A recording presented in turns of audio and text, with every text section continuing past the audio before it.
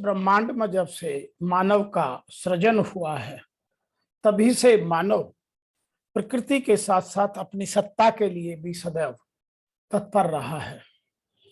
जब मानव जंगलों में रहता था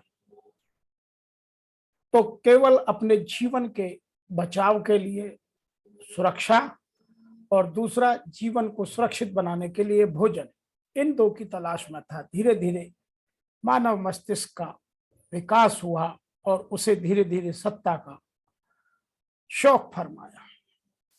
सबसे पहले मानव की आवश्यकता थी कि इस जमीन पर कब्जा किया जाए, जहां जहां तक मेरी जमीन होगी वहां तक मेरी सत्ता होगी। इसीलिए राज्यों का, देशों का जन्म हुआ और मानव ने अपनी बाउंड्री बनाकर अपने अपने राज्यों को, अपने अपने देशों को, अपनी अपनी सत्ताओं को स्थापित किया। वही पहले पशुओं में भी यही थी, लेकिन जैसे जैसे मनुष्य के मस्तिष्क का विकास हुआ तो जमीन की जगह इंस्ट्रूमेंट या इक्विपमेंट ने ले ली और लोग फैक्ट्रियों की तरफ मुड़ने लगे। बड़ी बड़ी फैक्ट्री लगने लगी। लोग एक दूसरे पर अपनी सत्ता बढ़ाने के लिए देशों में लड़ाई करके जीतने की जगह लोग अपनी अपनी बड़ी बड़ी फैक्ट्री लगाने लगे।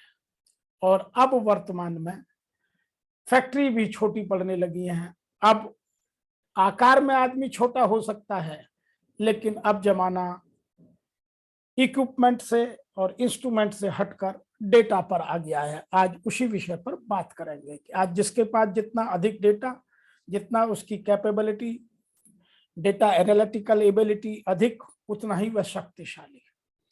बात करते हैं कि जब जब मनुष्य का विकास की ओर प्रादुर्भाव रहा है तो सबसे पहले मनुष्य ने अपने देशों की सीमाएं बढ़ाने के लिए दूसरे राज्यों पर चढ़ाई की और दूसरे राज्यों की जमीन को हड़पने के लिए, अपने में मिलाने के लिए युद्ध लड़े, जिससे मानव का और इस सभ्यता का विकास रुक गया। लेकिन धीरे धीरे जब मशीनें आई, मशीनों के आने से फैक्ट्रियों का जाल इस संसार में फैलने लगा, बड़ी बड़ी इंडस्ट्री आने लगी, लोग उसमें काम करने लगे। तो जिनके पास अधिक बड़ी फैक्ट्री थी, जिनके पास बल्क में इंडस्ट्री थी, वो लोग बड़े बन गए और वो सत्ता के भागीदार होने लगे।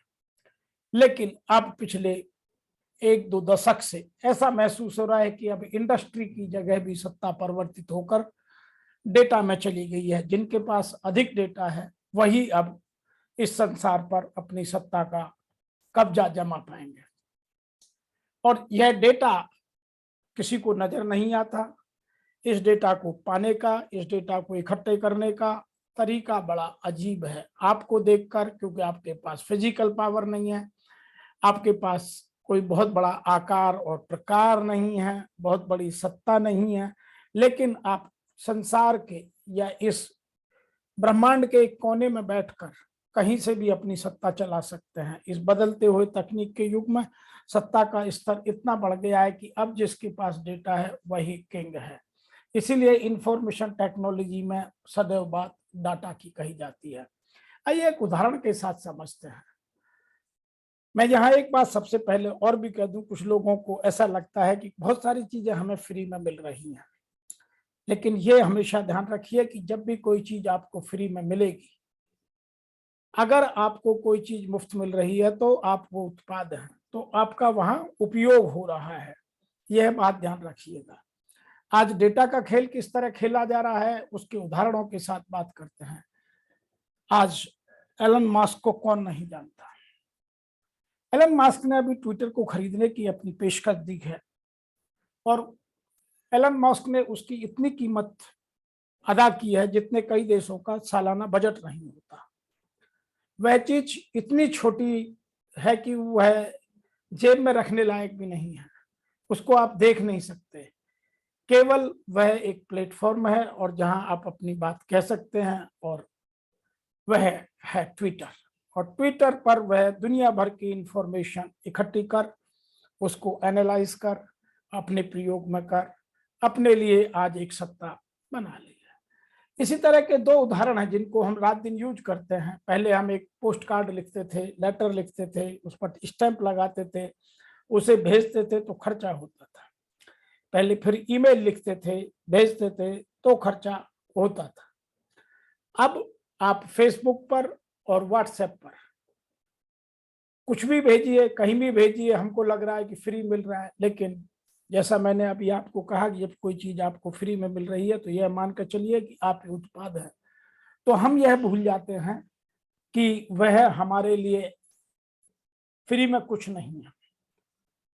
जिसने इस कंपनी को बनाया है, फेसबुक को, और जिसने अभी रिसेंटली व्हाट्सएप को खरीद करके इकट्ठा किया है, जो अब मेटा के नाम से जाना जाता है, वह इन सब से जो भी आप अपनी सेल्फी डालते हैं, जो अपने डायलॉग भेजते हैं, जो अपनी पिक्चर फैमिली की डालते हैं, उन सब से वह बहुत सारा डेटा इकट्ठा कर उस डेटा को एनालाइज कर हमारे ऊपर ही प्रयोग कर रहा है। जिन भी लोगों की बात करें, आज संसार में वही लोग शक्तिशाली हैं जिनके पास डेटा है।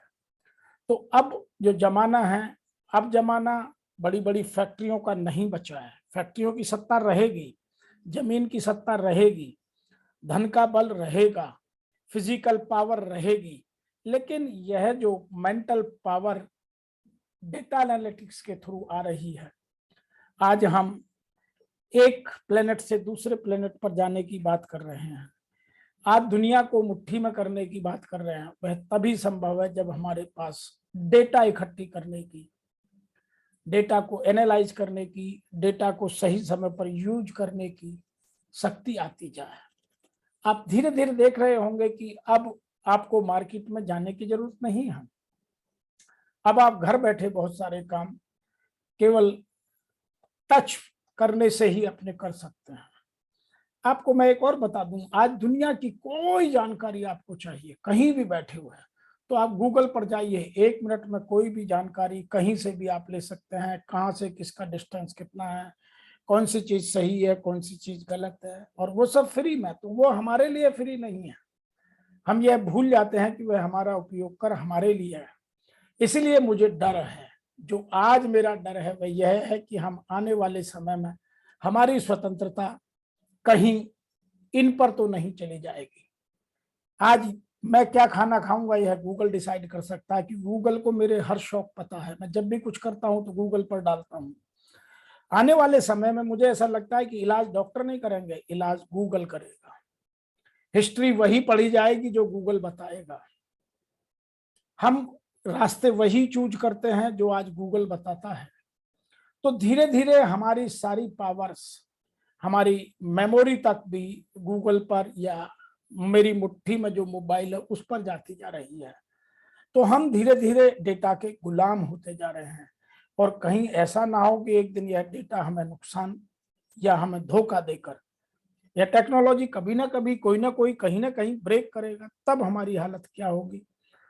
और आज जो मुझे डर लगता है, जो हम 24 घंटे में से 8 घंटे 10 घंटे मोबाइल पर या लैपटॉप पर या और किसी इक्विपमेंट पर बैठकर जो अपने जीवनचर्या को या अपनी सारी इंफॉर्मेशंस को उनके साथ शेयर कर रहे हैं, आने वाले समय में कहीं हम उन्हीं के गुलाम तो नहीं हो जाए। आपकी एक एक इंफॉर्मेशन आपको नहीं पता है, लेकिन गूगल को सब पता है। आप किससे मिलते हैं, कितने बजे कहाँ जाते हैं, कितने बजे उठते हैं, कितने बजे सोते हैं, क्या खाते हैं, कहाँ कहाँ जाते हैं, वो आपके साथ साथ हर डेटा को कलेक्ट करता जाता है। तो हम धीरे धीरे अपने आने वाली पीढ़ी को यह समझाने की कोशिश करें कि इन सब चीजों को कम से कम तभी उपयोग में लाएं जब ये अति आवश्यक हो। हर चीज के लिए इन चीजों का उपयोग करना अपने आप को गुलाम बनाने जैसा है। अतः मैं आप सबसे निवेदन करता हूं कि आप स्वयं को संभालिए, आने वाली पीढ़ियों को संभालिए, और अपने अपने देश की, अपने अपनी समाज की चिंता कर उनको संभालिए। आज इतना ही। यदि इस टेक्नोलॉजी के युग में आपको कुछ और समझना है, कुछ कहना है, तो मेरे इस वीडियो पर आप कमेंट करें, ताकि हम आपकी भावनाओं को समझकर आगे इसी क्रम में और वीडियो आप तक पहुंच